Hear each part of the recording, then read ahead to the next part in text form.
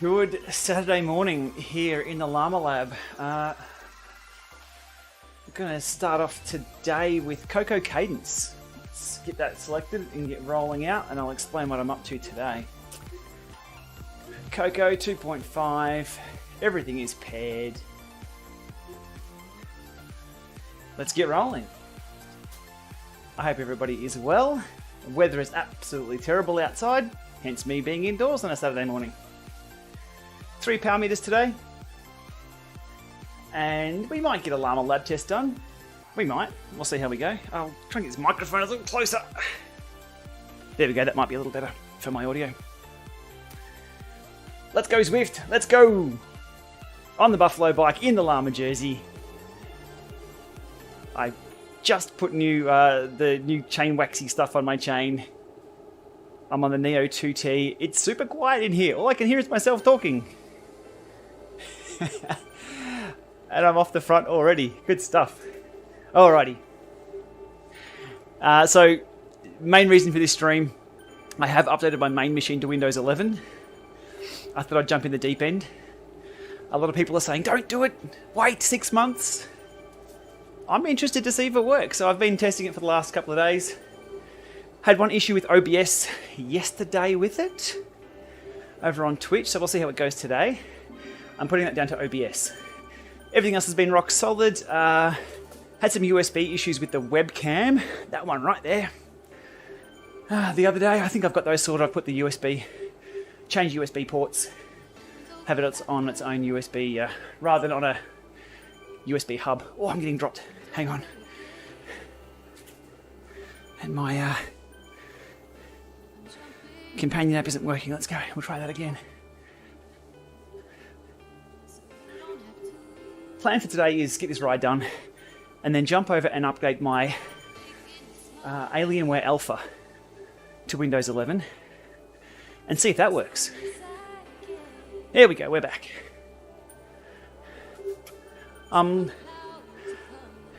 Looking at doing a Zwift tip or just a video on my experience with updating to Windows 11. Lots of questions coming through on it. It's been really good on this machine. But telling people that Windows 11 runs fine on Zwift on a very high-end gaming machine doesn't really help out everyone, does it? So I'll update my system from 4 or 5 years ago. I'll see if I can do some FPS tests. And we'll go from there. But today, we'll see if these power meters will line up. Neo 2T, Power Max Engico, Asioma Duo Shis, the 3 meters that I have today. Not a fan of the Duo Shis. Can't stand the Q factor. It feels weird on the bikes that I have set up as road bikes. But they give pretty good numbers for the set that I have now. So, here they are. And I love Shimano cleats. Oh, I love Shimano cleats. Hello, Canada.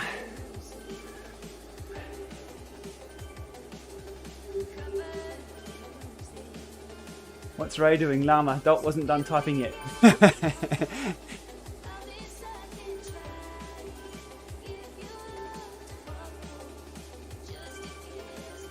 Oh, alrighty. There's always an initial spike of the heart rate until things get warmed up. Jumping straight into even the Coco bunch is a bit of a wake-up call. It'd be nice if they gave you an e-bike for, say, a couple of minutes, and then they said, okay, press this button now to start riding with the bunch. Or something. Trying to jump into one of those harder pace partner rides, impossible to do cold. Windows 11, it's really not that much different, to be honest. Upgrade process was fine on this machine. Probably an hour and a half, maybe. I sort of just hit go and walked away and came back. Stability of Bluetooth stuff seems to be about the same. I've got everything Bluetooth today. It all seems to be working. Obviously those, you see the power number in the top corner there, definitely not on 3 second smoothing. It's jumping around probably 4 times a second. Other than that, Just a few little interface changes on Windows 11. OBS, Zwift, my PowerShell scripts, everything looks fine.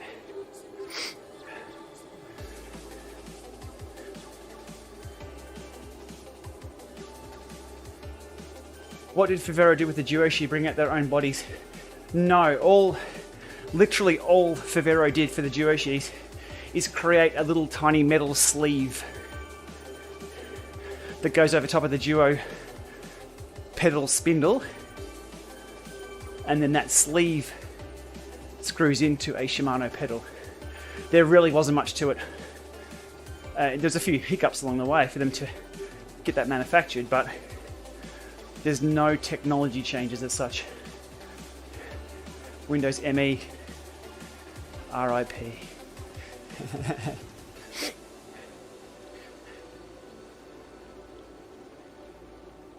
Yeah, pedal assist to start. I reckon that'd be a much better. So your 4-year-old Dell XPS i7 can't run Windows 11. Why is that? Was that running the compatibility checker? Now you're making me worried because the Alien Alpha is an i7. I'll have a look this afternoon anyway. That's the goal. If I can get that booted up into Windows 11, well, first of all, I'll do some baseline testing. I'm thinking at one lap of the desert loop, solo. I won't get a lot of the dust kicking up, but if I can do the exact same test and look at the frames, the frame rate after a Windows 11 upgrade. This is I think it's an i7 something with a, no, the i7 CPU is not supported?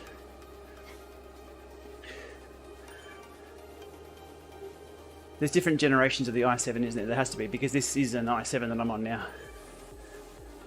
I'll have a look anyway. The graphics card on the other machine's a 960 mobile GTX, whatever they call that. Not all of them, okay. Smurf juice again today for drink. Consists of 5 Smurfs. Blended for 30 seconds.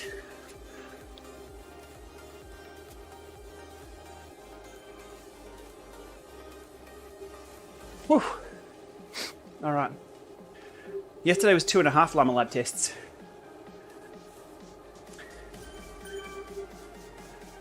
Hopefully today will be only one. We'll see.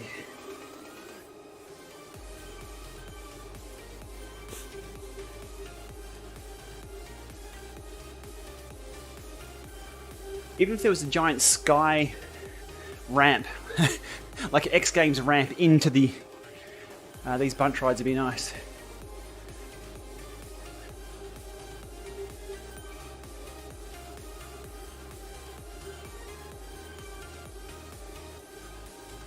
I'll have a look. I'll run the compatibility checker on the other Windows machine that I have. I'll run from there. But I thought that might be an interesting experiment rather than showing, as I said before, this high-end gaming machine getting updated to Windows 11 and running Windows 11 as it should. We'll see how it goes with the lesser spec machine. I think the other one only has 8 gig of RAM too, maybe 12. Not that this is too much. Doesn't put a lot of stress on the RAM of the system just running Zwift. Doing what I'm doing here does. It's encoding, it's Zwifting, it's PowerShelling, it's playing some dodgy music.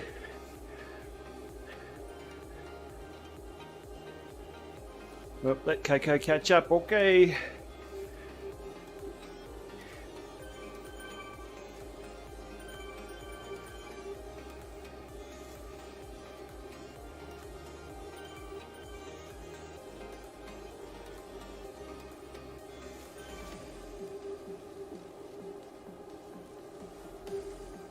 There's still people out there running Windows 7, gripping onto it with both hands.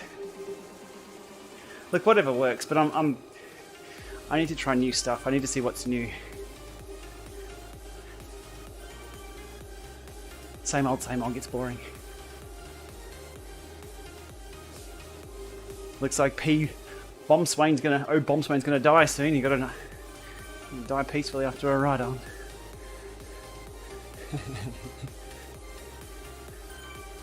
Yeah, the PowerShell stuff is for the ride-ons that you're seeing on screen there.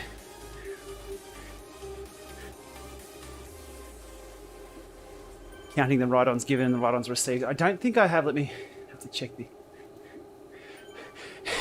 So I don't have on the screen showing how many ride-ons I've given. Some rides I'll get 500 or 600 if I'm going for a long time. But I'll only ever give out 20 or 30. And I get called out on that for not being generous enough or something. It's difficult to give that many back. I'm currently on 25 ride-ons given at the moment. Yeah, I'll keep hitting that circle.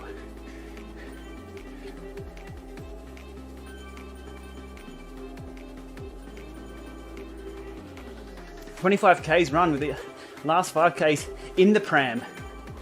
So mate, you were in the pram or you were pushing the pram?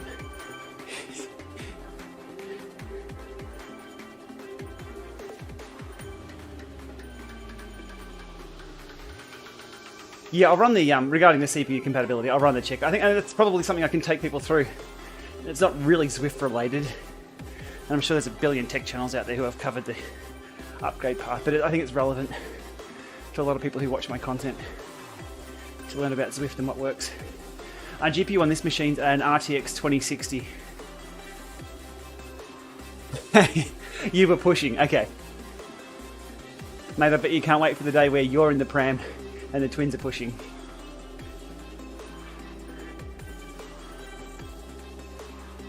I think I have subs only chat on, so I do appreciate people in the chat being subscribers to the channel. Thank you. That helps keep things ticking along. Don't believe what YouTube tell you about. If you don't upload, it's okay. If you don't get new subscribers, it's okay. No, it's not.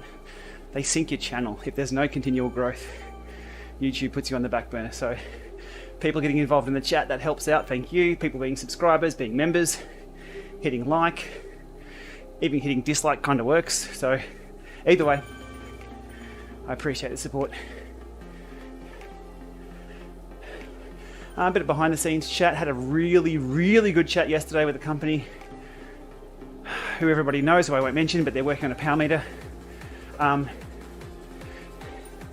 they get it. Their testing was brilliant. It made me smile after a tough day of testing some meters that weren't lining up. I got to talk to the actual person behind this power meter, and they were doing very similar testing to mine, which is awesome. So, a few more test rides, indoors and out on that one, and we'll see what we can do for content. Nothing to hold out for. If you're looking at buying a meter, there's already tons of good ones out there. Same with smart trainers. Lots of chat at the moment about which smart trainer to buy. This time of year, people are thinking about the pending indoor season in the Northern Hemisphere. Not much has changed for what's on the market for trainers. Oh, dude, Hunter, spit it up, mate. Go. Oh, there you go. 40,000 RPMs. Over on one of the Facebook groups about PCs and Zwift, somebody was asking the question. My review before, in short summary, was smart bikes at this point in time were overpromised and have underdelivered for compatibility of Zwift. They're still a good experience. They're still about twice the price of a Peloton bike. So they work very well if you have the budget for a smart bike, and you get what you pay for with those. I think the two top smart bikes at the moment, again with budget not being a problem, both the Kicker bike and the Stages bike SB20 are probably the most talked about bikes. Direct drive trainers, let's go straight down, narrow it down to one, the Kicker Core. That's the most popular. A lot of people may disagree. It's the most popular trainer that people talk about, that people search for, and maybe they own. So I'm not talking about just popularity of owning. Jump over on Reddit, a few of the forums there, or a few of the posts, people asking about which trainers. Lots of love for the Kicker Core. Coming in second would be The Doritos, the Dorito XR, Dorito X, Dorito XR, they're now top of the range from Elite. People having good experiences with the XR. H3 always gets a good mention for those in the US. Here in Australia, Saris doesn't really have much of a market share at all. Not quite sure on their support here in Australia. And then Tax and Garmin. They've been very quiet. Very quiet. There we go, kick a core. The core, so... And a lot of people are asking, should I buy a lesser known trainer? They can't find any reviews, or... Yeah, one trainer got one review and it was pretty crap. Have they fixed all the problems? They can get it for 2/3 of the price, spend the extra money and go with a name brand for now, until these products prove you otherwise, or prove us otherwise. If you're spending, say, well, here in Australia, say $900 on a trainer versus $1,100, there's compromise. Some of those lesser trainers don't have cadence inbuilt, so if you're using Apple TV, you're going to have some trouble. Maybe you need I said this on another stream yesterday. If you go to the store and say, look, I've got this trainer, whatever, I've now got Campag Ekar 13 speed, can I have the free hub for that, please? The bike shop will look at you and go, what? Whereas if you walk into a bike store that is packed with Elite trainers, Saris, maybe, they're not anywhere in Australia, Wahoo, Tax, probably won't be too bad. You've got a higher chance of getting something that will match your bike.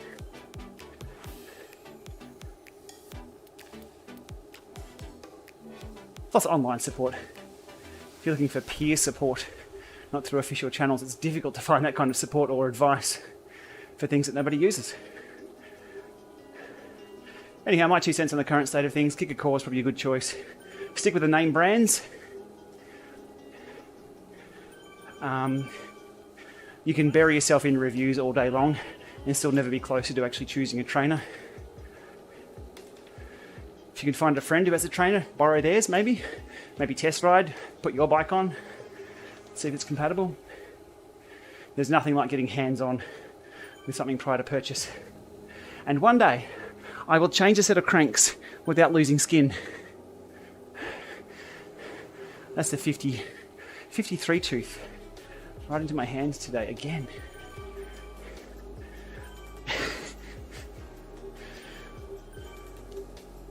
Just after I packed up all my tools, I needed to bring the hammer and mallet out again to get a stubborn crankset removed. I am bleeding. It's alright. The reason why I detected that is because it just touched my Di2 display and just stabbed into it again. Suboptimal. Now the kicker core. So the kicker core is getting a bit of a reputation. Early on, it had a trouble start to life, like a lot of things in technology. Trouble start to life. But it's up there. No, I didn't put the chain in the big chaining. I take the chain off. Because if I was to pull the crankset off with the chain, the big chain ring, the chain's still on the bike, so it had ripped on the front derailleur. Oh, I'm on a bike with a front derailleur, which is a rare thing these days. I can swap cranks, it gets it done. I'm still a klutz. I can swap pedals like a god though. I do that too many times. I even did it halfway through yesterday's stream over on Twitch. Alrighty. Oh, we're off the front. It's so easy to get caught up in the front group of Coco. Look at this. So, there's always a breakaway bunch with Coco. So I'm in the front bunch, and there's the Coco bunch. And it's the worst bunch to be in, because technically you're going the same speed as Coco, but you don't get the multiplier.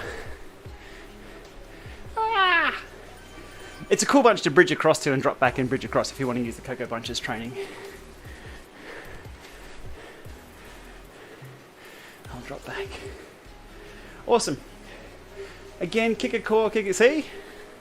Don't believe these influencers on YouTube. Don't believe any of them. Believe what the masses say. I'm joking. We're usually pretty on the ball with things that work and things that don't. Too risky replacing my own bottom bracket? Yeah, it depends what sort. I've replaced a couple of the Shimano ones. The Shimano 24mm bottom brackets are easy, or was it the BB86? They're just plastic. You can just knock those out if you break it. They're only like 30 or 40 bucks. I have the Wheels Manufacturing bottom bracket in this bike now, with the screwed together cups. It's working well. See, another kicker core on the money. Awesome. See, kicker cores everywhere. We were right. That's good. I appreciate that feedback. A lot of the time, you'll only ever see people post about this broke on me. I mean, there's no need to post, I've got a kicker core, it's great. No one wants to read that. People who have working technology use it and then go off about their daily lives.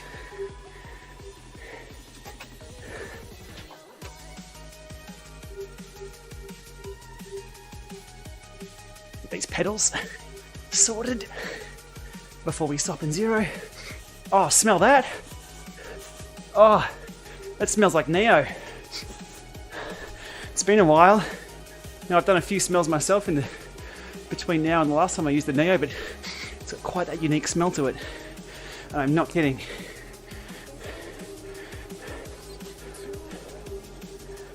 Whew. Mike Chan, absolutely.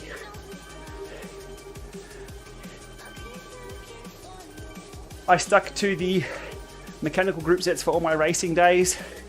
No way was I going to try electronic and all the issues that come with those gears. Breaking cables and flat batteries. And then I went and bought a TCR with Ultegra Di2 and loved it. And if you're watching the channel, if you're a subscriber here in the chat, love it. Di2 all day long for the road bikes, one by SRAM axis for the rest of the day on the dirt, all evening long or all morning. So yeah, for sure. The difference being, when you're on a computer all day, click, click, click, click, click, click, click, click, click, jumping to a bike and going clunk, clunk, clunk with mechanical, it feels like you're whacking things with a club. But Di2, electronic group sets, click, click, click, gear changes, and they are precise. There's no cable stretching, there's no cables to gum up.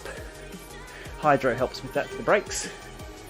Yep, I'm sold, love it.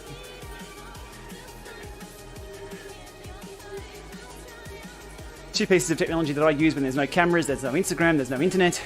If I'm out riding and I want a good ride, Di2 and Axis. Hey Sam, how you doing, mate? It's been a while, Sam.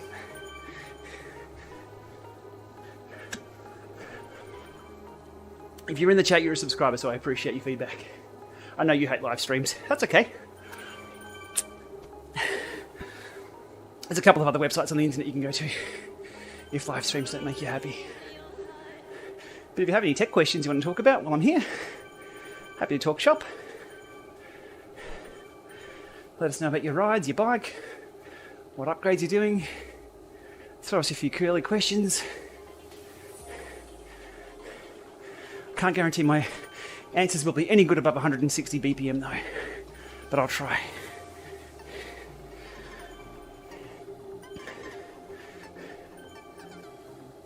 Kick a bike, kick a core. Here we go. Jet Black Volt. I went back to my Jet Black Volt data the other day. A lot of people are asking about that. I need to revisit that with the heat drift. Even in my 10 minutes, 10-minute steady states, I can just see the heat drift on that, so I need to revisit. Kick a treadmill, no idea. Not something I'm across. I'm not a runner. I'm interested in the tech. It's obviously on the roadmap, you'd think, but Probably not something I'll be across. Hunt wheels, 2 sets of Hunt wheels. The original Hunt wheel set from 2017 or 2018, the alloy set, with the Aero 30s. Hang on. I can't quite see. It's Zwift related, yeah, that's why I'll be across it, but I'm not going to be a hardcore user of it. Happy with the Hunt rims. I blew a spoke in the front rim after 2.5 years. They supply spare spokes, took it to the shop, put it in, fine. Part of the course, things do break.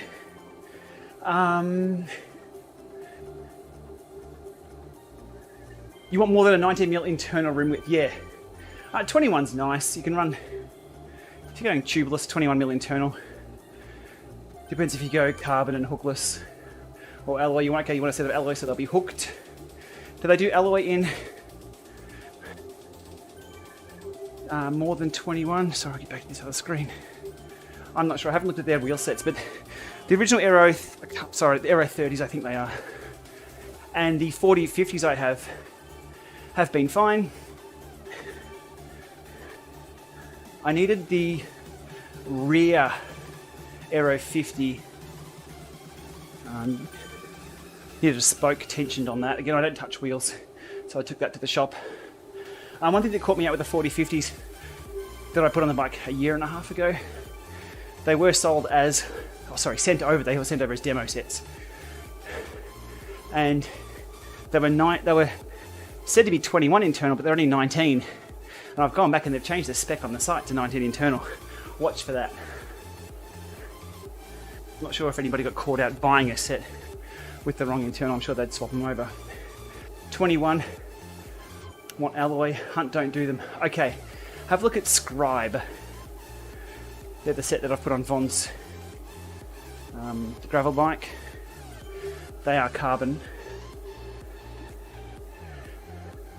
My take on the core temp device. I have one behind me.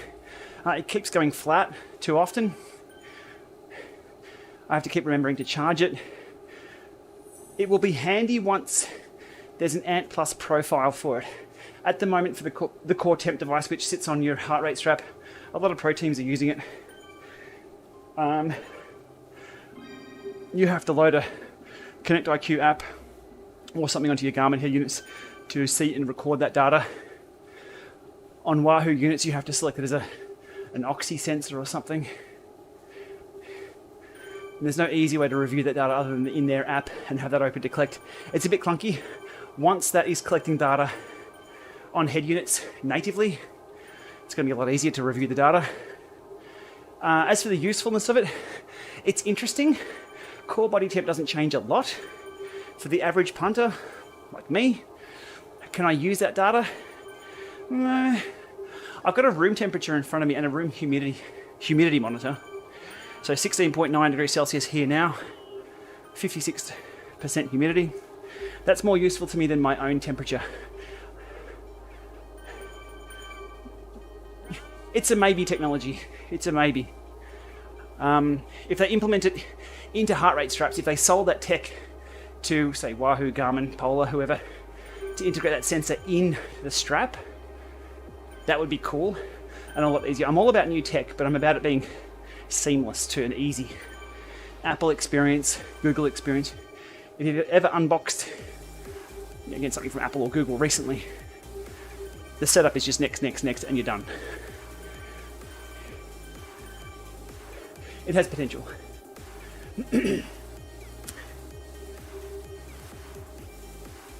You've started a gravel bike build, Galen. Awesome.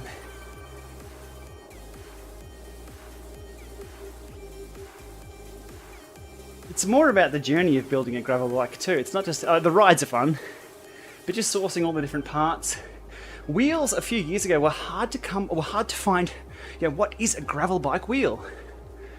Nobody was selling specific gravel bike wheels. But road have now gone wider and stronger because they're now disc too. They're pretty much interchangeable for some models. The Firecrests I have on my Aspero, they're road wheels. Hey Matthew, welcome along.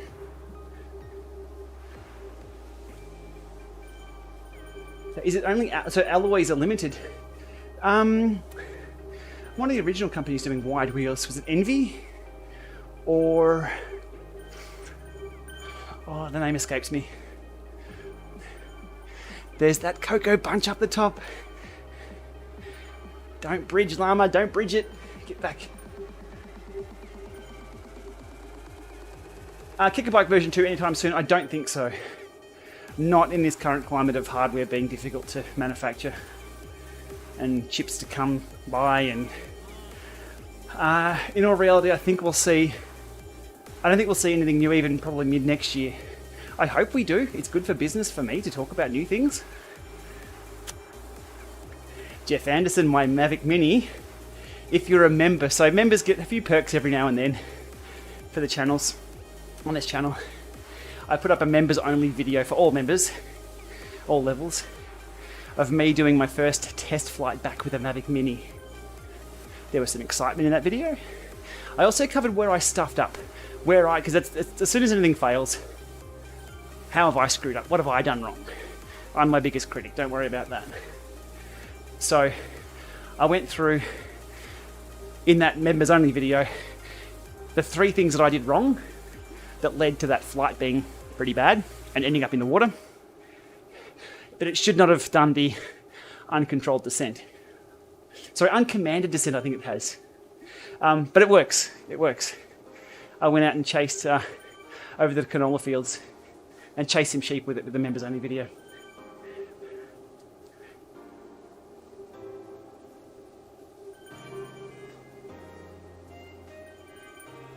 So I'm scrolling, but I've got a buffer running here on the chat. I'll get back to your questions. If I haven't answered your question, please fire away again.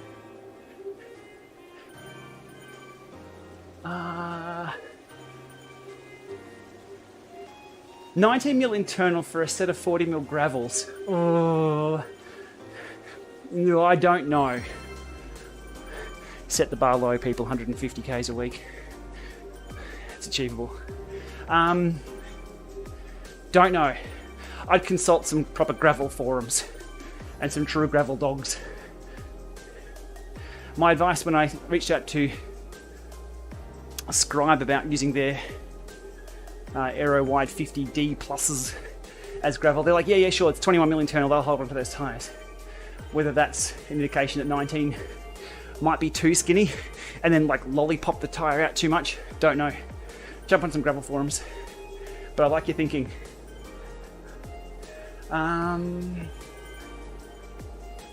Using a tax vortex for a few years, mostly on train road.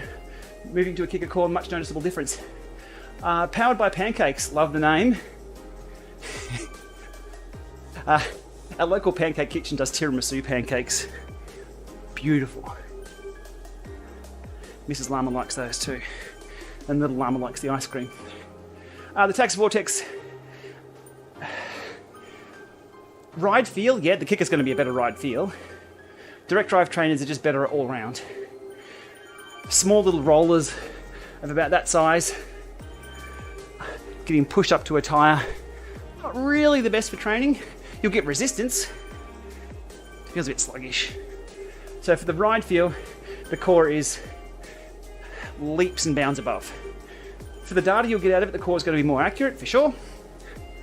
The core will also, depending if you have power smoothing on or off in ERG, the vortex will tell you, if you set the vortex to 200 watts, bang, it'll just report 200 watts. If you set ERG to 250, it'll report to 250. Somebody posted this over on Reddit the other day, or one of the forums.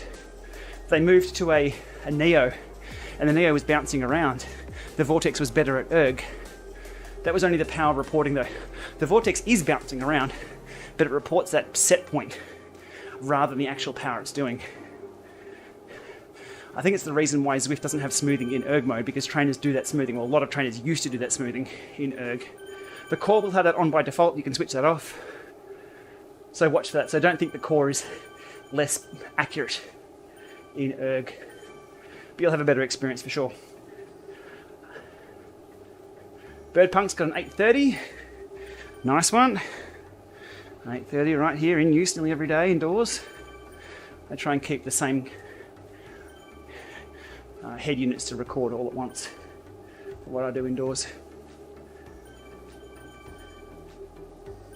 Full Apple TV new remote support in Zwift. It's kind of there now. It's a lot better than it was. No indication. There's a few wheels turning there though, so it's not a waste of time going the new Apple TV remote.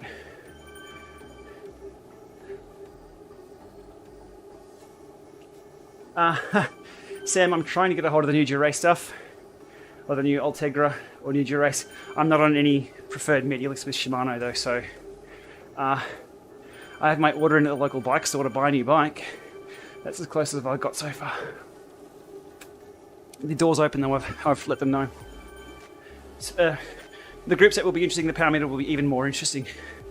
To run that through my test protocol, under the exact same tests, conditions, the same motor, me testing it, as the other units that I've tested previously.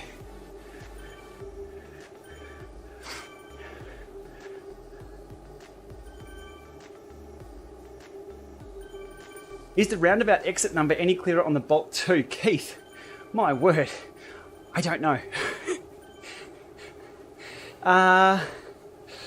If you look at my Bolt 2 video, I'm pretty sure I drove through some roundabouts with that, showing the navigation early on.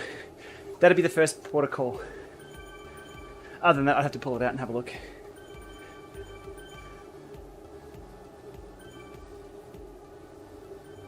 Cheap laptops or graphic card requirement to get max graphics on Zwift. Andrew, jump over to, if you're on Facebook, the Zwift PC Master Race group is where you want to go.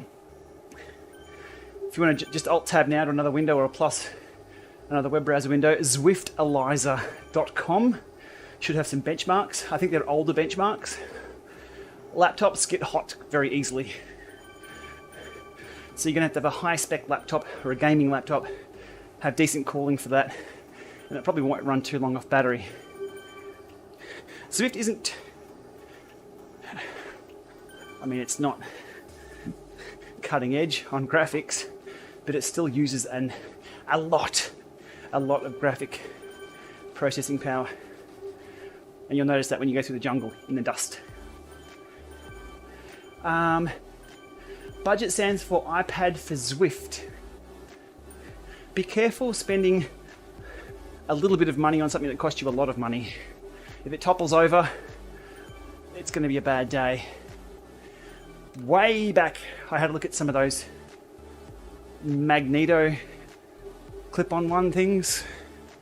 I forget what the name was now. That was... I may have even had hair when I did that video. It was a long time ago. They'll work. In front of me now is the kicker desk, fully modified with power and USB and a couple of drinks. You can hardly tell it's a kicker desk. I've modded it up for what I need. Beside me on the left is the KOM cycling stand. Maybe have a look at that. Just Google the KOM cycling stand. I think they're around $100, maybe less. They do have a little notch to put things in at the back side or front side, depending on how you turn it around. Yeah, have a look at that. One thing I'd say to keep clear of, there is a stand that a few people are using. I think Eric Min put a photo of one up, and a few people want it. It's like 4 broomsticks and a plate. If you know the one, you'll know what I'm talking about. That describes it perfectly. So there's a stick and a stick, another one at the front to make a tripod, something on top. That's fantastic until you turn your wheel. You can't put an Elite Sturzo on one of those, or your iPad's going to end up lodged in the wall that way or that way. I've looked at that and gone, that's not future-proof. So watch for those. The good thing about the adjustable height ones, be it the kicker desk, the comm desk probably not so good directly in front, if you've still got your front wheel on your bike. The kicker desk, I think the Lifeline rip-off ones, they go up and down.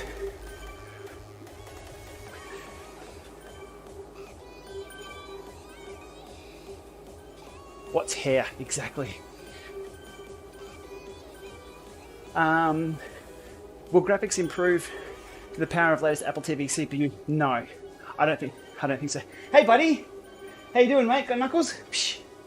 Come on. Psh. There we go. I've got a visitor. Good job, Maxie. Okay, you can grab that door too. Okay, thanks, mate. See you later, buddy. See you, mate.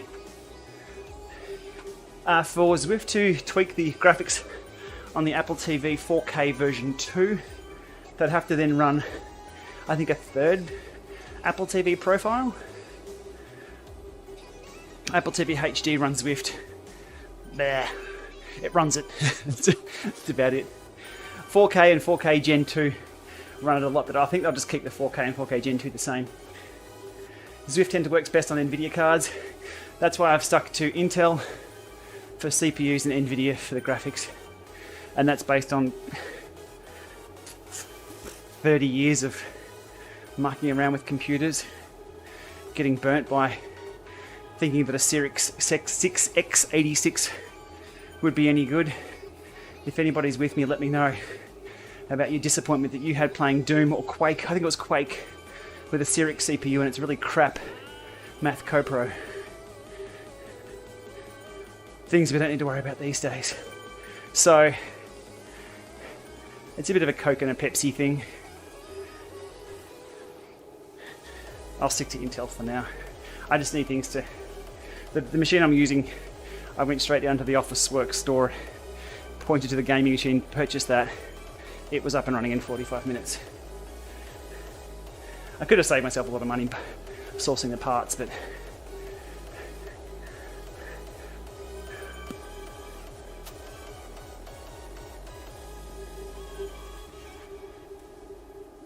Pancakes, you've been using the Vortex with Power Match on a first gen stages 1 left. Would it be better going into a core or a set of power meter pedals? It really depends on the value you put on training indoors and outdoors. For an indoor experience, the core all the way.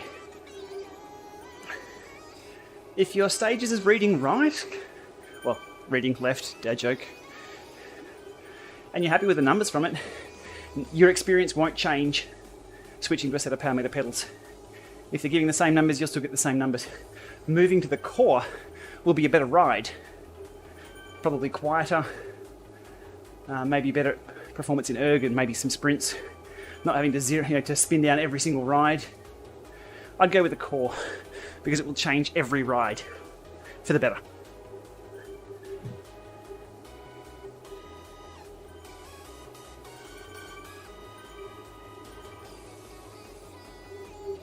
$80 FPS on an 80-minute ride using a 66. What do you call those? 1660 Ti. Not bad. That's in 4K. No, Kicker Core has a reputation nowadays for being just something that everyone goes with, and it's mid-range and it just works. Early on, yes, there were issues with the flywheel stickers flying off. I think mine have all flown off. There was the electronic discharge touch of death. I haven't heard of any of those happening with newer units. If you had earlier units, they were more susceptible to issues. But nowadays, with the amount of people showing love for them, I think they've nailed all of those. And I don't think Wahoo had any issues taking back ones that did need replacing.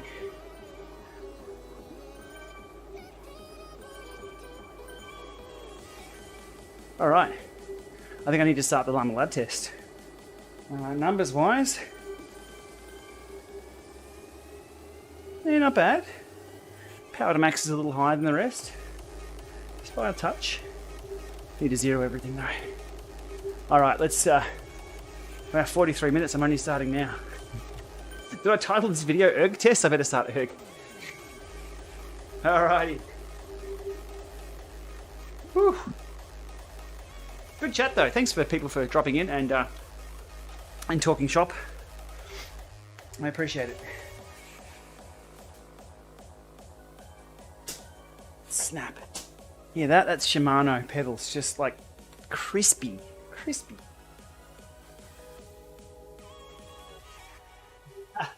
So Max has just heard me unclip from the other room. He's yelling out, Dada, you're done! Sorry, buddy. Alright, 6 and 12. Just going to zero these meters. Penalty meter cal, done. Heart rate monitor battery going low. Oh, better fix that. Spring's been good so far. I think the magpies have calmed down a little bit. A little bit. Though, riding with Von, I'm not sure if yeah, 2 days ago. I've turned back to look at Von to chat, and this magpie has just... It was the fun. Seeing somebody else get swooped is the funniest thing you'll ever encounter. One of the funniest things you'll ever encounter. You just see fear in their eyes, and you're like, it's not me. Not this time. Alrighty. Thanks, Neil.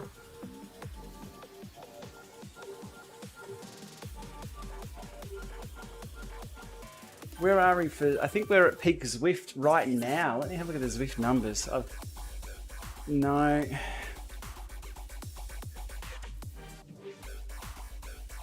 We are. So right now is peak Zwift on a Friday-ish, depending on where you are in the world. Friday is the least popular day on Zwift. Probably why Zwift put out their patches on a late Thursday or a Friday. Friday is the lowest day on Zwift of numbers. I'm looking at my overall user tracker that I've ticking away in the background here. Just some of the interesting stats from something that I'll probably get told to take down very soon. Shh, just between you and I. Current at the moment is 4,300 people online. The max in the last week that we saw was 19,353. That's on a Tuesday evening in the UK. The max we've seen in the last 3.5 weeks is 19,901 people online. But right now, Friday, every single day of the week has a triple peak, except Friday, Saturday, Sunday. So not every day. It still has the peaks, but you can't really differentiate what they are. But right now is the most popular time on Zwift. The numbers online will continue to decrease for the next 4 hours, and then start ramping up for the next 14 hours or so. I just find that interesting. It's not, I can't do much with that data, but it's kind of cool to see. The trends are made, like one data point, oh yeah, there's that many people online. When you see the trends and work out what's going on, that's pretty cool.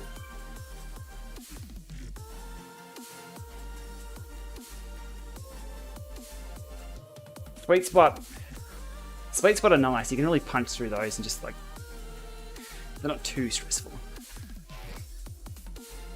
Alright, let's get this ERG done. Gear 6, right in the middle of the cassette. Have a 3953 on the front. On the Neo 2T.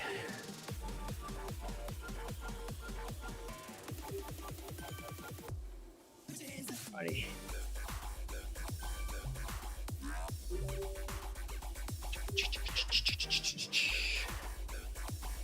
If you didn't catch my tip the other day, you can touch that bar along the top. You get the progress bar there, the little white dot on the side that'll progress through, but having the whole workout on there looks pretty cool. I like that. While I leave that up, that's fine. That phone there has just a cheap SIM card on it that has somebody's old number, so I get the most random texts on that phone.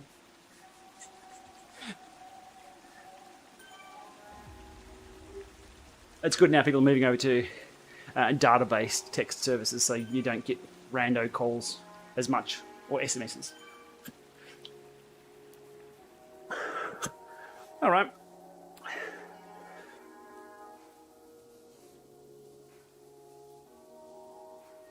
Stop looking at the numbers and just ride. Let's go. Swipe, swipe.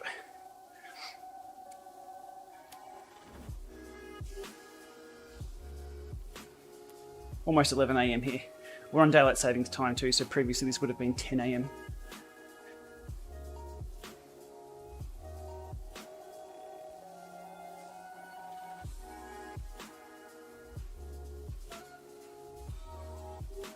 ERG mode, I've been doing ERG mode for months and months. I haven't touched the Neo for months and months. The Neo feels different. It has a different pedal stroke feel to it. I can tell you right now.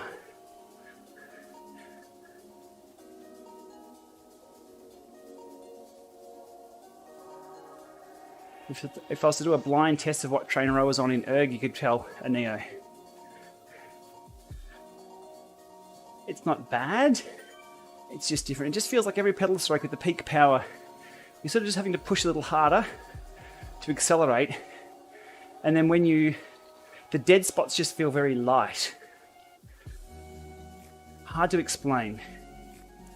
Hard to quantify too.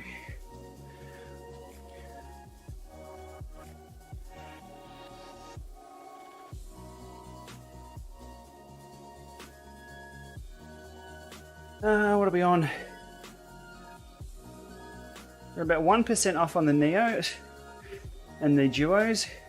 About 2% off on the Power to Max. That's after 90 seconds of darb too. That's not bad. That's actually within spec, I think. Yeah, it is. Smelling the Neo, yeah. If you go really, really hard on the Neo, it will smell. It'll burn off a little bit of whatever they have on is it the resistors or the capacitors or something? I think there's a good explanation of what the smell is. If you type in Tax Neo smell, you'll see a number of forum posts. Taxfax.com, I think there may be a post over there on exactly what it is. Welcome along, Lachlan.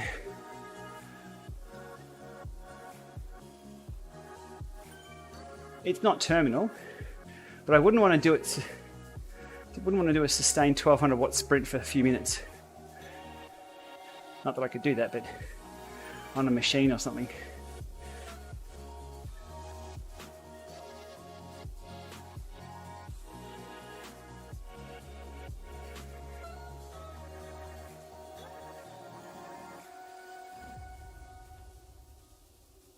Now what's interesting is the Neo is reading a little lower than the Kicker 5, but I do know the Kicker 5 is calibrated on a machine that does take into account some drivetrain loss.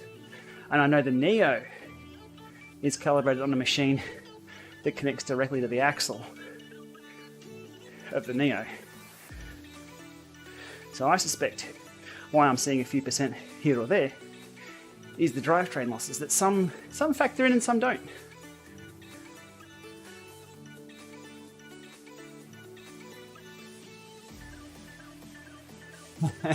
An old guitar amp getting cranked, possibly.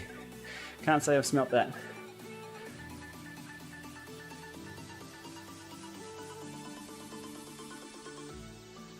I hope the weather's nicer here in Ballarat next week. I think we're due for a few nice days.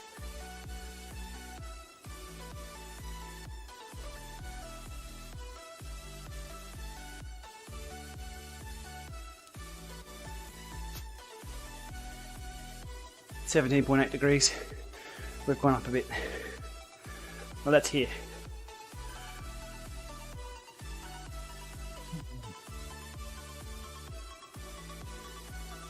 Cocoa Bunch. Got some ride-ons in the other direction.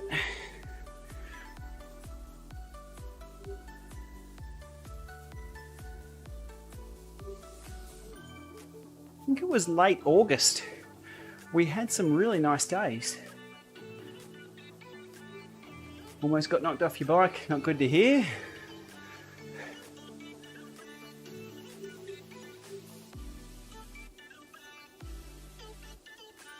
On the paths or on the roads, either can be dangerous over in Perth.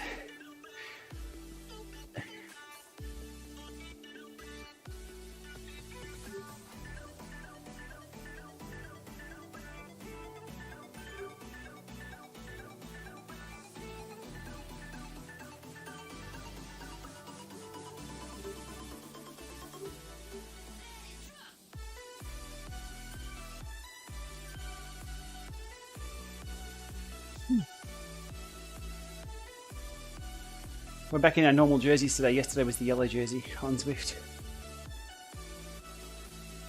Celebrating the Women's Tour de France.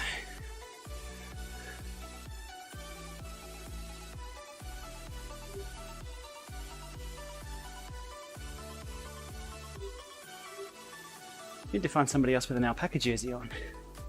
They're rare. I thought this might have been one, but it's not. Different nicks.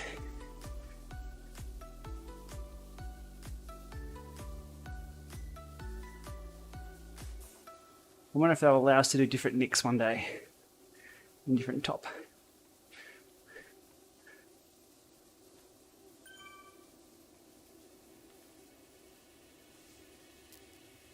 Yeah, William Street, okay.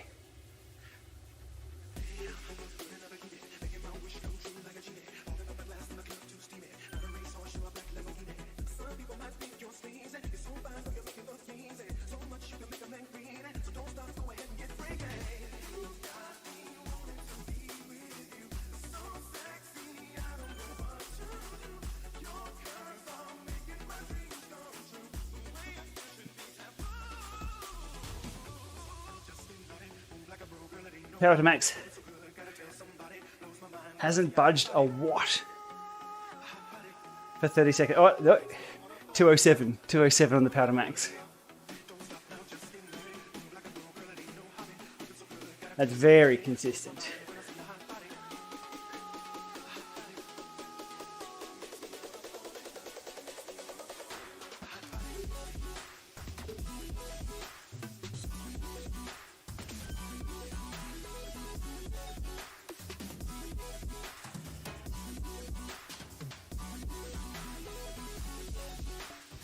So far so good. Windows 11 on this machine and streaming. We have 0 dropped frames. It's pretty impressive. At 60 frames a second for almost an hour. That's a lot of frames and it hasn't dropped a single one. That comes down to, I guess, the encoding and the network quality. It's working well here at the moment. Happy, happy. I will kick off the upgrade of my other smaller Alienware machine later today after doing those benchmarks I was talking about earlier. We'll see if we can determine if Windows 11 gives us better frame rate, same frame rate, worse frame rate. I don't think it will change too much either in either direction. But it's a question that I want to know. It's a video that I would watch. So, if I can make the content others will watch too, it's a good day.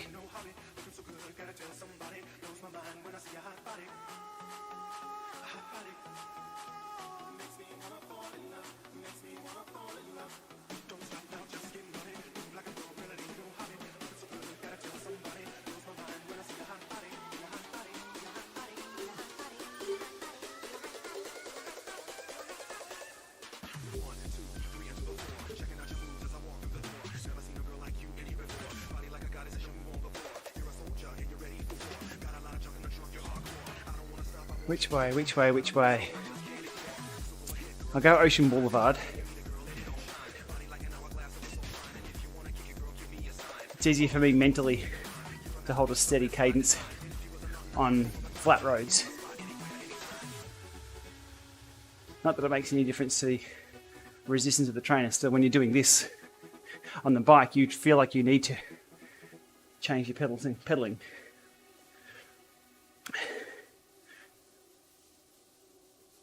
I have no idea.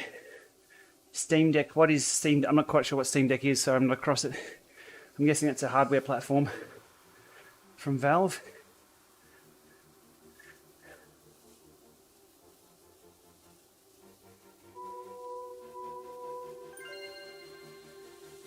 Zwift on a budget, that was a while ago. Good to hear it's a resource that's still handy. A few things have changed. There's a Zwift iOS on a budget video in follow-up to that.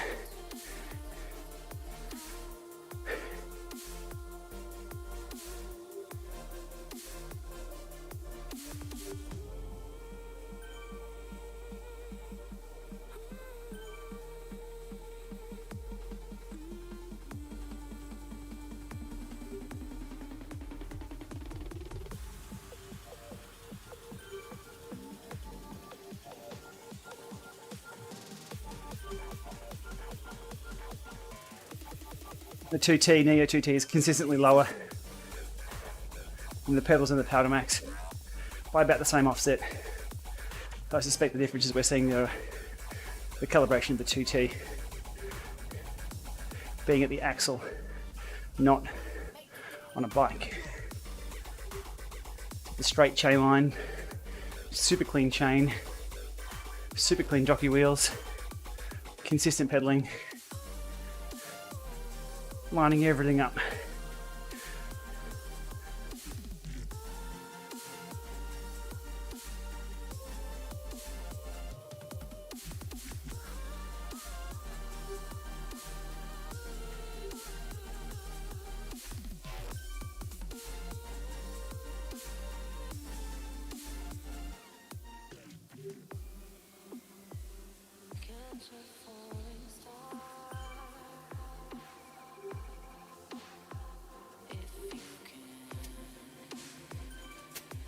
For sure. I have a headwind in front of me. It's there for most of my rides.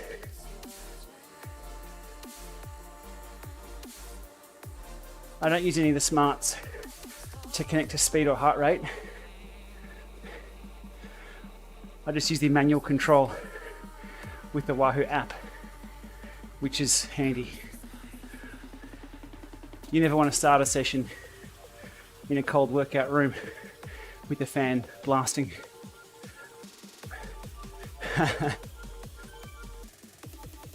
You can test one before buying. Good way to go. Smart bike. Your choices are between the Kicker bike and the Sage's SB20. They're your two contenders.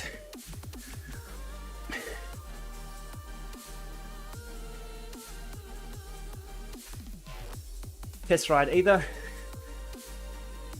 If tilting is something you're after, and good gear levers and gear shifting to replicate your road bike, it's the Kicker bike. If you want absolute stability,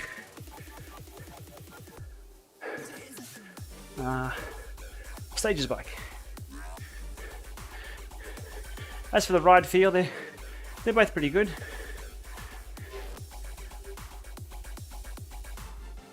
Sage's bike, a little bit more overhead to get that working, or updated with two independent power meters and the bike to pair. It's usually transparent, but something to take into account. It also has no gear display, nor any integration with Zwift. The Kicker bike will have, well, its own power. Has a gear display on the unit. So it really depends. Those two.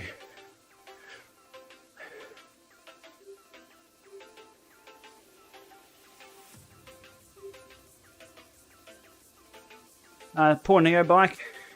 It exists. I'm sure there's a happy user base on the Neo bike. Levers are horrible. Let's be honest. I really thought they would have replaced them by now. The Bear Claw crank arm has recently been introduced to that bike as an upgrade. I also have leg rub issues with that. I was hoping for a redesigned seat collar, but I haven't seen. So not much movement there from Garmin Tax on the Neo bike. They're probably selling enough of them to not worry about my feedback. Credit to Stages though. After the first ride on the Stages bike SB20, I gave them a shopping list of things that I want to see. They had half of them done by, I think, the next week, which was awesome. And that made for a better experience for everyone. It wasn't just me making a wish list of what I wanted to see. I gave them a list of things that I think would enhance the experience. And they were on the case.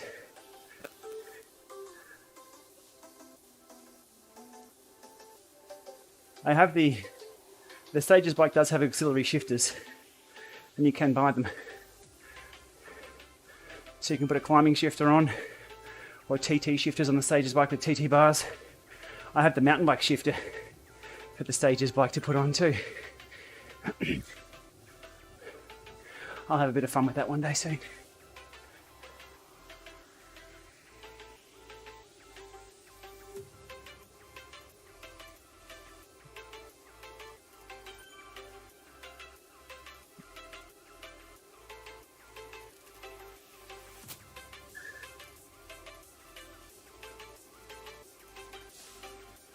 Oh, working now.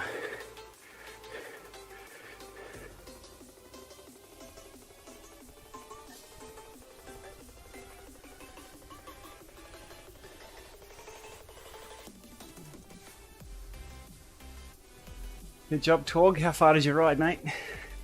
Or what group ride or workout did you do?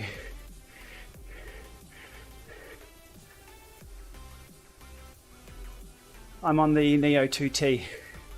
I also have audio filtering on. I also have 2 fans blasting and those horrible music tunes playing away.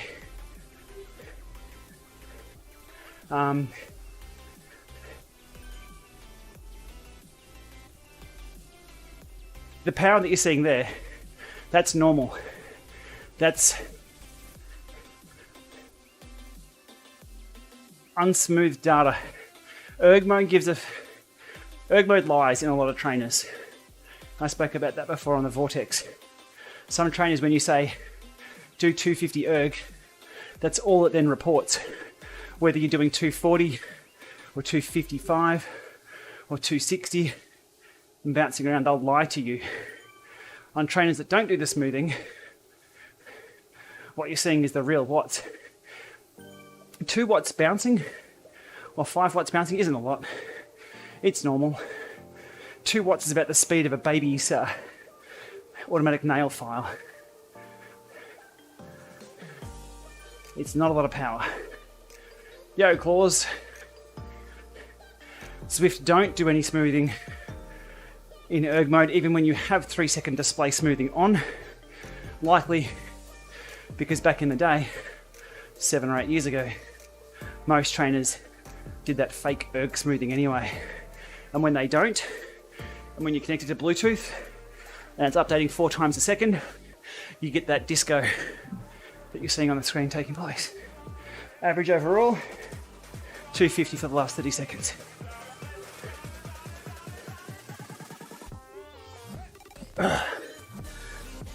Mate, any kilometers on the bike is a good thing.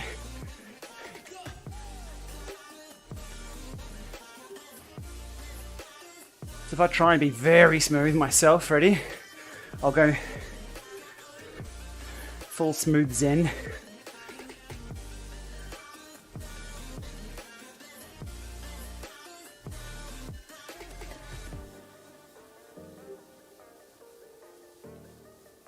We're still getting like 5 watts plus or minus. If I get choppy,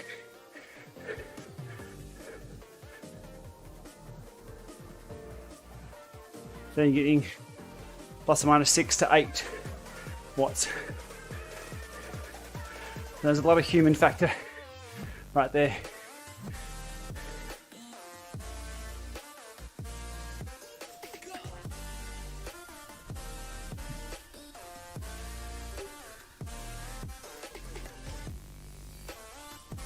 Well, we're here for the sprint. Let's get stinky.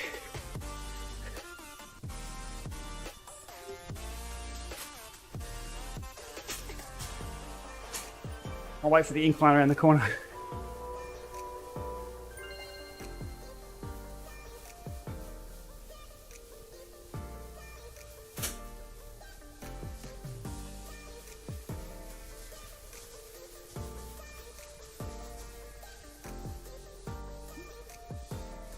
Oh, that smells. Whoa.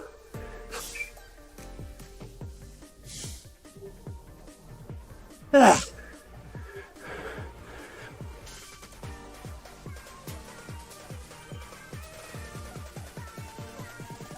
This stinks. Tax have said that smell will burn off after a while. I've had this trainer for about 3 years, Tax. Come on. It smells.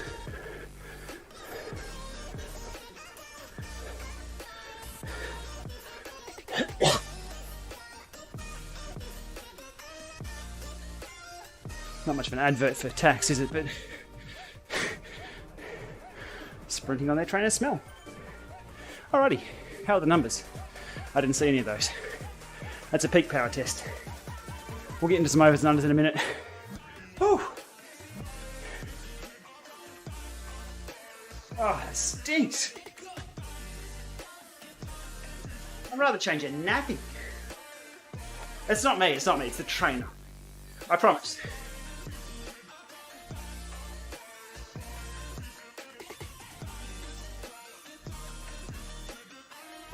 All right, ready for my next sprint. Let's go. Should wear my face mask. Oh, 11:90, I'm lazy.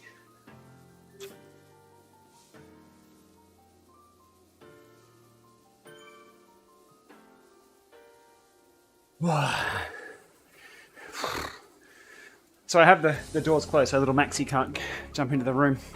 I have a front window open, but it's kind of a small room with the air circulating around with the fans. 18.5 degrees, so it's jumped up a bit. Like, those smells aren't terminal. It's just, I totally forgot about them before my warm-up sprint. 6'3", 122, Wahoo is 6'4" is the max height for a kicker, but no max weight.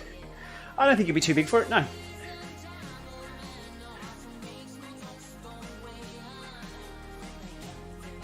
Look, if you need something that's an absolute tank though, the stage is SB20. You put the SB20 up against the German tank, the SB20 will win. I've got it sitting beside me on its nose to take up less space.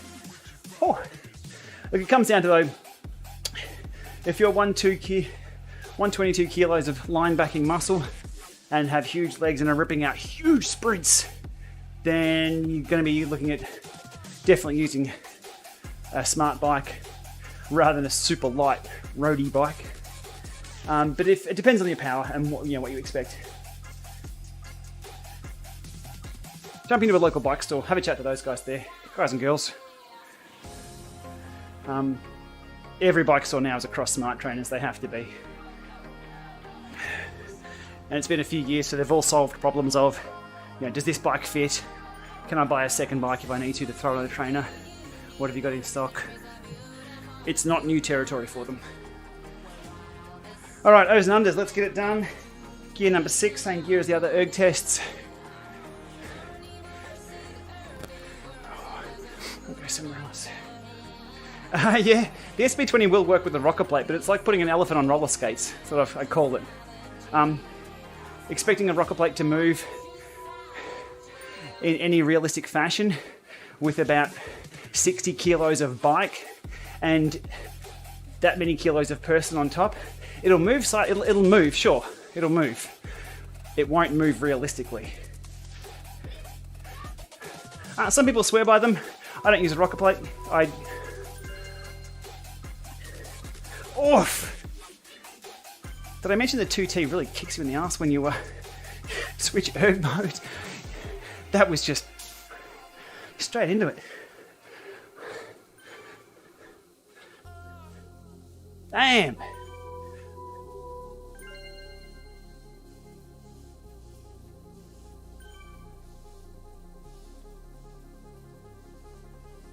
That just pours on the resistance. You wait to the 450s, I'll start complaining. Okay, I'm ready for it now. Come at me. Oh, that was smooth. Sneaky.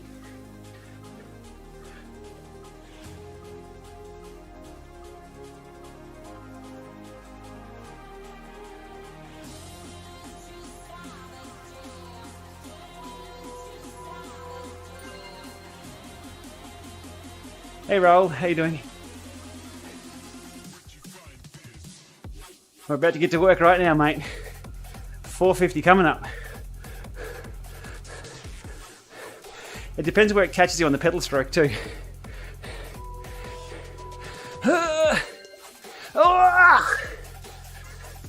That's not friendly.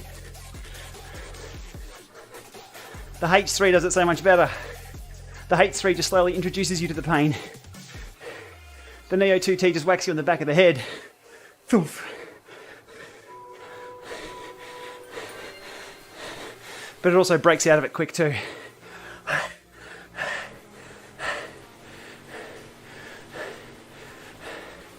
Yeah, There's lots of videos on rocker plates.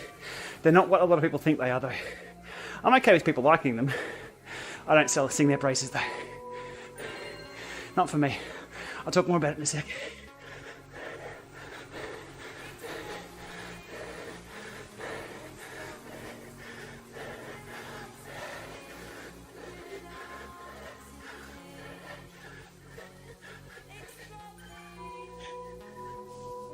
Take that, Neo. I've got you covered.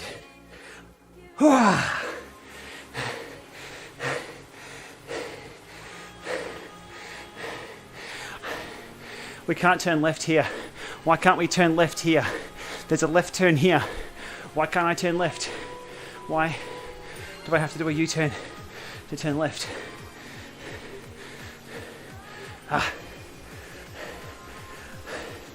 Good evening, Kevin.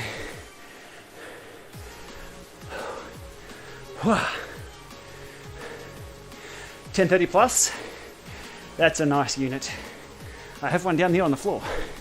Not because I threw it there, because I place it next to the Neo 2T.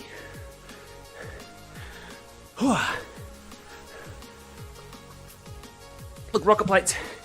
Early on, people were saying get a rocker plate if you want to sprint more naturally indoors. We've pretty much debunked that, and I think everyone's admitted that, okay, sprinting on a rocker plate is different. And that's okay. We just can't sell the lie that they are the same, which was what my main frustration was early on. Oi! Cobbles! I've got the road feel. Rumble, rumble. How are the power meters going for this? Actually, really good. So the Aciomas and the Power to Max are lining up perfectly for this. Oh, Power to Max takes it just by a little bit. There we go. So trying to get accurate power on cobblestones or out in the real world is similar to trying to stand on a set of weight scales during a small earthquake. If you're expecting accurate results, you're very hopeful. But some power meters do a pretty good job. Rocker plates. I'm on the 2T without a rocker plate, and look, I'm getting... No, you can't see the bars. I'm getting enough movement, that's fine.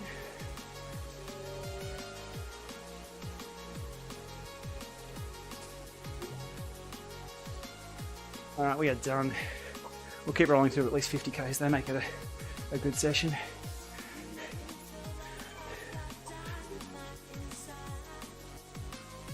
I think a good saddle is probably first and foremost the best thing to look for comfort indoors.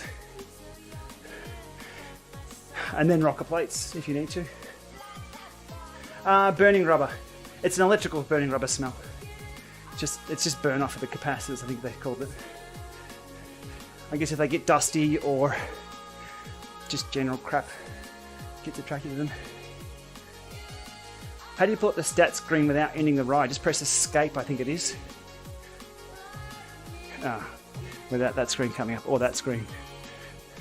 Or that screen. I think you've just...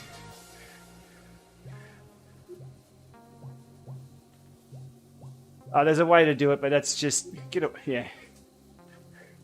If you finish a workout... how do I turn that corner? I can't.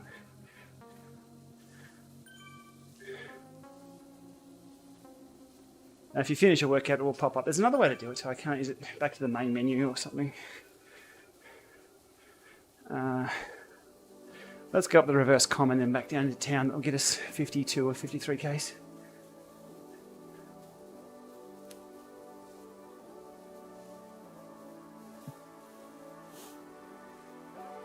If you can hear Maxie crying in the background, he's done something to himself.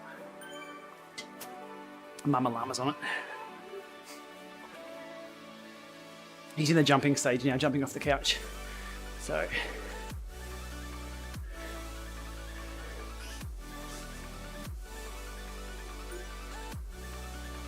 Hey, that's the Diesel Dan group, I think.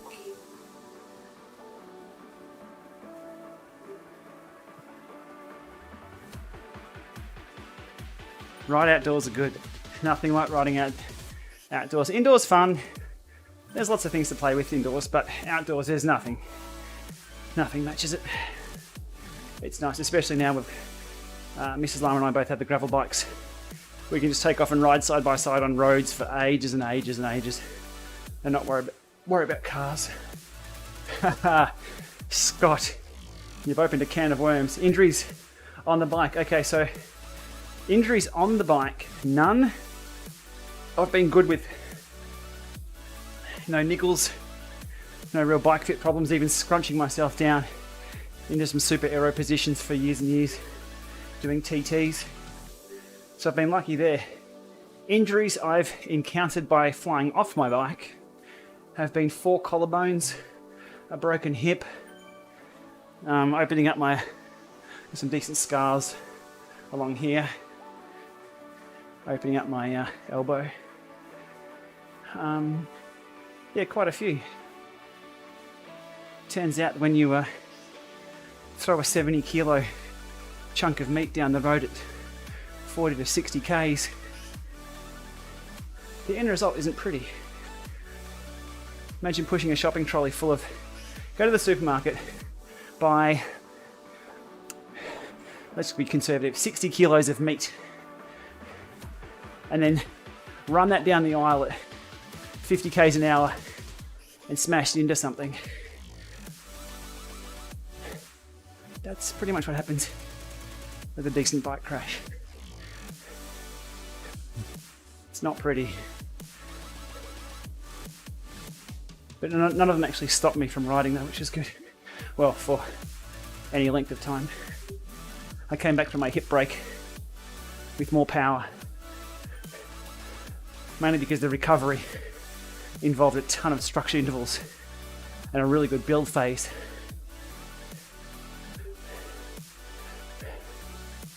Oh, claws. You need to jump off Twitch and jump on YouTube. All over there, mate. We have Esperos. I found a good deal on an Espero frame a while back. And Von found another one. She liked the bike. So there's no guesswork in choosing the same frame, the same everythings. Von found a second-hand frame because Cervelo just released the Espero 5. And somebody who had just purchased this Espero said, damn it, I want to trade in. So they took their frame back to the store. Well, so Von scored a good deal on that. Yeah, they work all right. Look, there's some, I mean, I'm sure you can pick apart those bikes from an engineering perspective, and people do. But we can sit around on our couches doing that and not riding our bikes, or we can just chuck in a bottom bracket that spins good enough for us to go out and feel the wind in our hair. And for me, time on the bike is a lot better. So, look, as long as the bike doesn't fall apart, doesn't creak, it's, yeah. I'll be super analytical of power meters that don't work. That's an easy one. But for these bikes, they're working fine.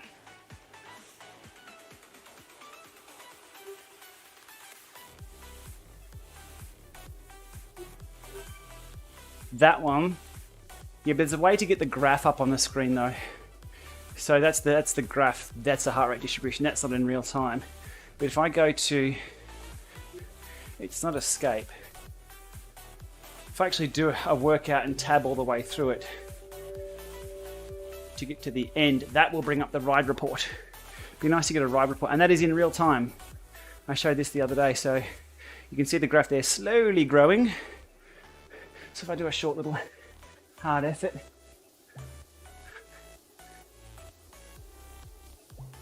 see that pop up there in real time. Obviously the longer the ride's going for, the more detail they've got to show on the screen.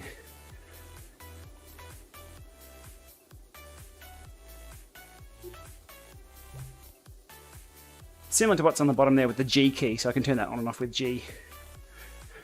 But that's only a 10-minute rolling. Festi 500 indoors or outdoors this year, it depends on lockdowns, I guess. Outdoors is always preferable. If you want to get it done easy, just jump on the Cocoa Bunch. 2 hours a day, you'll get that knocked over pretty quick. Questions that I've missed, sorry. Separated shoulder, oof. I've been really lucky with my shoulders. My collarbones just snap. And I think that protects the shoulder a little bit, so I've been no shoulder issues. They do crack though if I'm getting up out of bed. It's like snap, crack, my elbows crack and creak. I am old though. Build quality of Cannondale. Now Savello's parent company bought them. Yeah, it's an interesting one. There's a bit of a movement there. H3, it feels harder than in real life. Done a calibration via Zwift to have my weight correct. Any ideas why? No. If your weight is correct, depending on the gearing, no. Don't know. If you can ride somebody else's trainer just to get a benchmark, maybe jump on a Kicker or a Neo or something else, just to see if yours actually is a lot harder. If that's the first train that you've had and that's your baseline, you might find that just riding indoors does feel harder. There's no coasting indoors, that's the big problem. The G key, yeah, the G key's handy. It also works if you use the action bar down the bottom there with that little.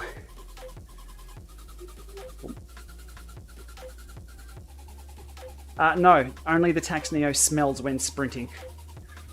I don't think the Neo bike smells when sprinting. Don't recall that smelling. Is there an easy way to grab power data from a segment that you rode at the end of a Zwift ride? For example, power from 15 to 25 only. Strava. If you upload your ride to Strava, you can select.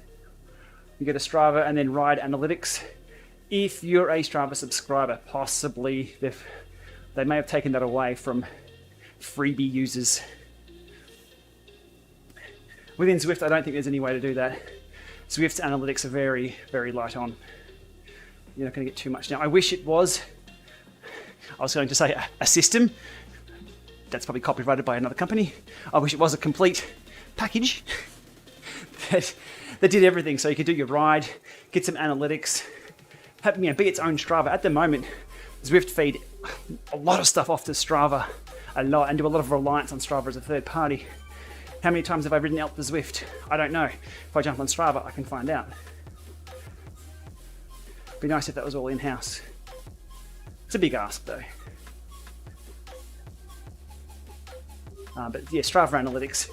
The same with, look, if you're a Trainer Road subscriber, you could have your rides upload to Strava and then feed back to Trainer Road, and Trainer Road's analytics within their platform will do it. You can select certain parts of the ride. I know this because I use the Trainer Road analytics. Training peaks, things like that will also do it. Strava's the easiest. It's just almost Apple or Google easy. We're going through the 55Ks because 53 is unlucky for somebody. Herbie the love bug. Was Herbie 53? Anybody? Anybody?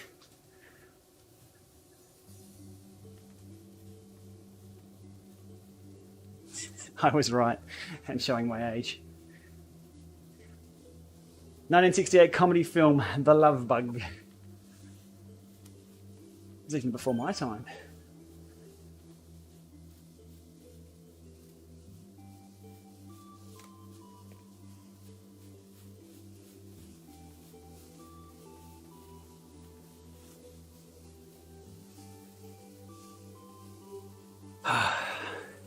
Short little rampy.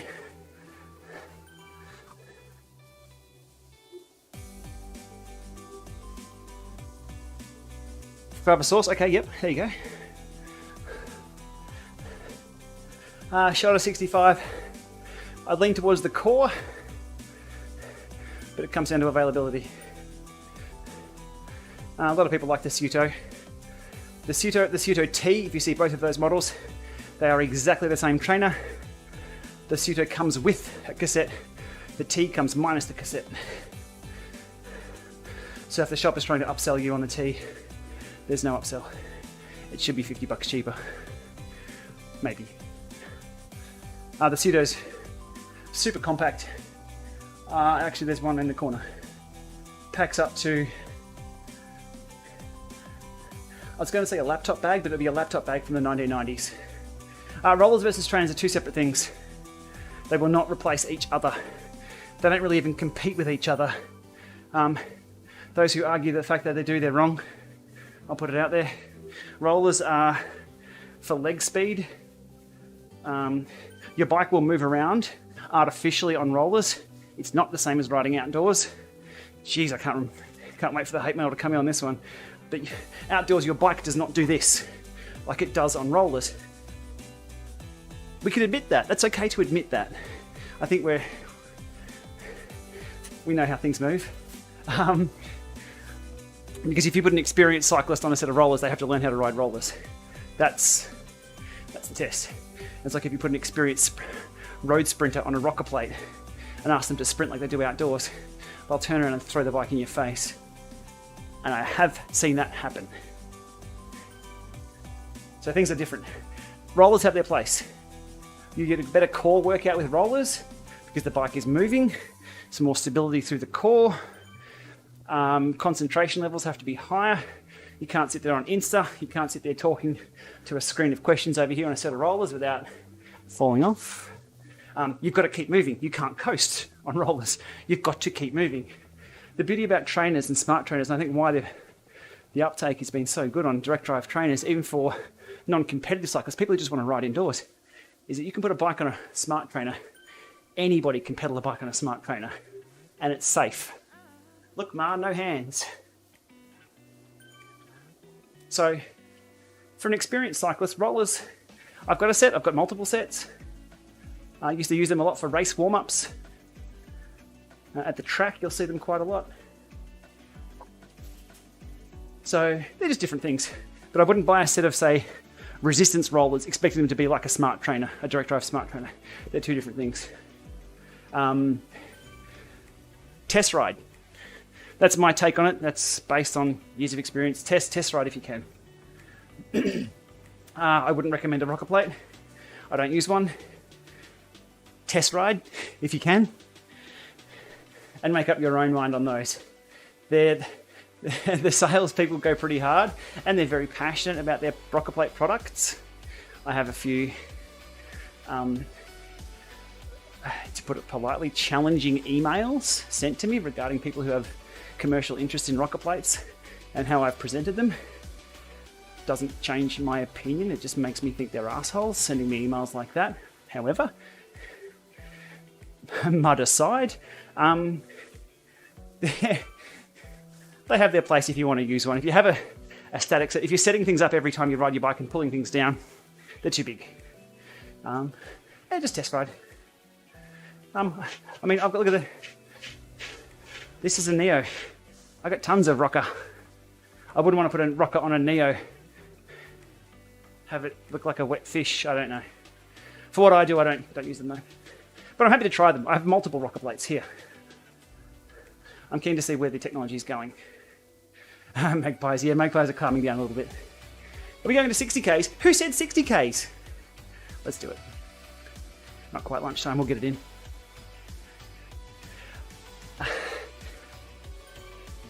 Yeah, we'll go through the 60, 4K to go. What's up? Okay, yeah, soon. I'm getting the wind up. If one wants to use the microwave, I'm using Amp Plus. Those things don't agree. The feet to the Kicker 18 for more motion? No, Jeff, not at all. The feet that come with the Kicker 2020 or the Kicker 5 are, you'll get more flex out of a carbon bike on top of a Kicker than the actual feet. The rubber is too hard. There's different types of rubber you can get. I can see what they're trying to do. If you were to have your Kicker on a hard floor, let's say concrete, not quite the gym flooring I have. You have thick black gym flooring in the Llama lab. But if you were to put your Kicker on just a trainer mat with a bike with a bit of flex anyway, you're going to get a little bit of movement. No. I like their thinking, and I like the fact that it could be retrofitted to the older Kickers. They're more just a floor protection device. Gplama is still here. Not in use lately. I've been using the Elite Riser with steering a few times. You can check that out. I should be doing a video on that soon. I need to see if Grand Theft Auto 5 works on Windows 11. Mainly because I'm just swapping bikes in and out all the time, and then having to swap the front axle on that. Putting a bike on a direct drive trainer and a climb or a riser is difficult. You have to line both ends up. If I was an octopus, it would be much easier. But if you had a setup indoors that was quite static, sure, they're a bit of fun. I think I've said many times before, it's one of those devices, the gradient simulators, that if you've never had one, you're like, ah. But if you've had one and take it away, you want it back.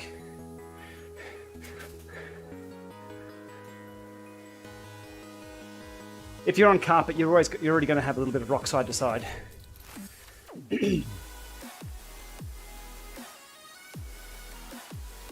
What I hope to see from Wahoo, somebody said about the Wahoo roller they teased at the Worlds. That's not a roller as in a set of rollers. Not how it works for those. The bike will be relatively static with the front wheel locked in from what I've seen. And you won't get that rear movement, just like the Feedback Sports Omnium front's locked in or braced in on the roller, and it's just a resistance on the back. Power wise will be very interesting because the power accuracy or the power measurements will change based on how much weight you have on the rear wheel. So can you imagine standing up or sitting up like this? The rear wheel's going to be squashed. But if you sit forward and you're going really hard, there's going to be less weight on the back, and that's going to impact the power. So I think they'll have an interesting solution for power. Stay tuned. Climb or a headwind? Or do you want to get up and down, or do you want to get cool? Two different things. Both. The headwind, you can get a fan that will blow wind anytime, anywhere, and place it anytime, anywhere. A climb isn't something you can get a replica of other than going to the Elite riser.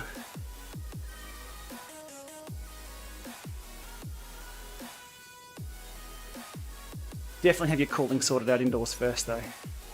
Overheating indoors, you're going to have like a bad time with training. You'll drink too much, you'll get a headache. Your recovery will be crap.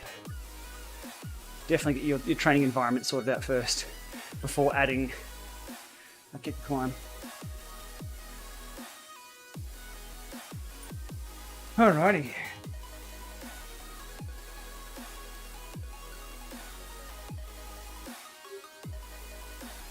$2K to go. Come on. Let's get it done. Zero drop frames still. Let's go Windows 11.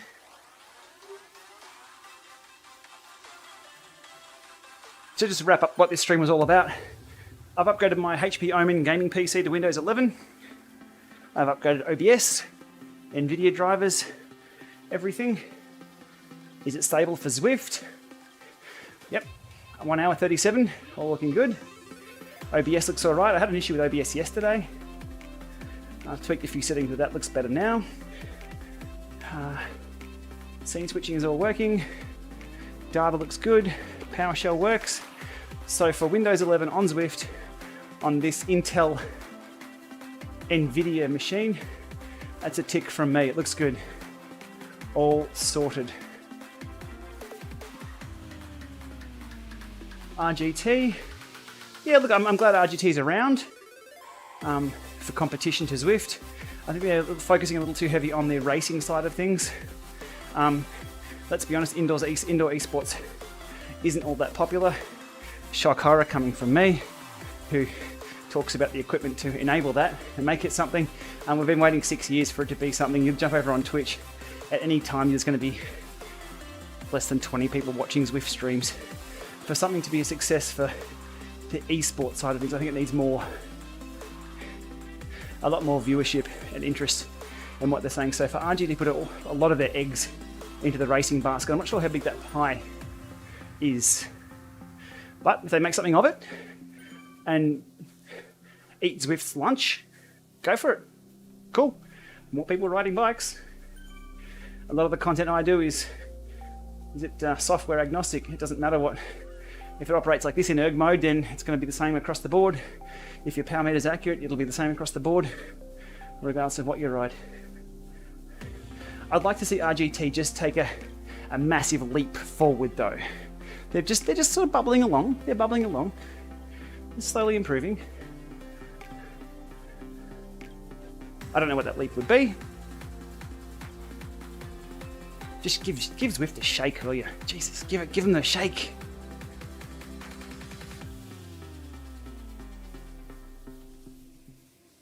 Finishing off with a climb. Oof. So this afternoon I'll be upgrading my Alpha, Alienware Alpha R2 to Windows 11, and I'll cover that experience in the video. It may be that it's not supported by Windows 11 and I scrap the idea. But if it does upgrade to Windows 11 and it's okay, I think it's more representative of what people are running Zwift on, and will be questioning, oh, should I click the upgrade button to Windows 11 or not? A lot of vocal people will be saying, don't do it, hold off, Windows 7's fine. For no real good reason other than that's just a rule of thumb. But without actually testing it, like I have here, doing the legwork, putting the time in, and risking the fact that it may fail and I have to rebuild the system, we'll never know until someone does it. So I want to be that person actually doing the work. I have on this machine, this stream here, an hour 40, 60 Ks indoors. Beautiful. Happy days. Frame rates look good. Can't complain.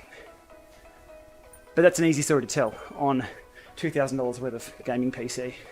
What's it like on a lesser machine? I'm about to find out this afternoon. All going to plan. Dave said Windows 11 was fine. He does. That's I posted in the Zwift forums. If Dave says it's okay, it's okay. Yeah, see, this is purely from a does it work on Zwift perspective, so I'll keep writing here, I'll put some more Ks. That's all I'm looking at. It may break. Yeah, see, there's a problem with Windows 10, Windows 11. I said yesterday jokingly, oh, I'm hanging on to Windows XP because my Kerberos blah blah blah chain still works, right? There's reasons why people, purely for a Zwift setup, that I don't use this for anything else for. Actually, Shimano eTube I've got on this Windows machine because it doesn't support anything else. That's why I run a virtual machine on the Mac. All of that aside, so yeah, Zwift is stable. That's that's the question a lot of people are. Well, that's what I wanted to know. So given I've done the work on this machine, I'll do it again on the second machine as a verification. If it works on that, if it's all good, I'll put out content saying on two machines that I have, both Intel, both NVIDIA, that only do Zwift, DOS 6 or nothing. Oh, come on, 611 was pretty good. I'm off to run MemMaker right now. Yeah, I think that'd be worth putting something together on. I'll be tinkering around this afternoon with that though. But that's my ride down for the day. Oh, I've only got 400 meters to go and it's another K. Let's go. Drag and drop opening seed. That's not something did I even do? I don't know. If I was to put a disclaimer in my content, the disclaimer will be 30 minutes long. I think a lot of the videos that I put together, the content that I do, I give the user enough respect that if it's your work machine, maybe wait for work to upgrade it for you. Or if you're running a mission critical payroll system, maybe don't do that. But my experience has been good. I'm happy with that. 61 Ks, we're done. Everyone's going to be happy. It's lunchtime, 11:51 AM. Thanks everybody for joining along. Thank you for the subscriber chats. That keeps things ticking along. If you're not subscribed to the channel, please do. If you do get notifications and don't like those, if I go live or put out a video every day or whenever I put a video out, you can turn those notifications off. But just being a subscriber to the channel really helps out. Interacting with the content as well. Thumbs ups, comments. If you just drop a thanks for the video, or any queries that you have as well. I'm totally across all the comments. If I'm tagged on anything, I usually see it, both over on Reddit, on YouTube. YouTube's the place to get me though. that pays the bills. Even if you comment over there and don't even watch the ads, just the fact that it's on YouTube, it just sort of turns the wheels over there. I'm also on Twitch just because Twitch looks really good on screen. But Twitch, hey, if you get the leak the other day of everyone what their payouts were on Twitch, feel free to go and check mine. I don't think it breaks the double digits for about 6 months of streaming, so Twitch doesn't pay the bills. It's there because it is. Anyhow, that's it. Windows 11 is a tick on this machine. I'm off to do it on the second machine. I'll see if I can make some content on that. But yeah, let us know, Twitch. Give us a sub on Twitch. Get that reward into the... actually, I won't get triple digits on Twitch for a long time. Anyhow, thanks everybody for coming along for that one. That was the Neo 2T, the ASIO Majuro Shis, and the Powdermax and Gico. Things I've all tested before, but it's good to get back to those as a baseline test to see where things rock up on. As I hit save, and get diving into the fit files. Have a great weekend. I may be back. We'll see how the weather goes outdoors. If not, I'm on the gravel bike. I'm off. You won't see me, except probably on Instagram. Have a good weekend, everybody. Thanks for coming along.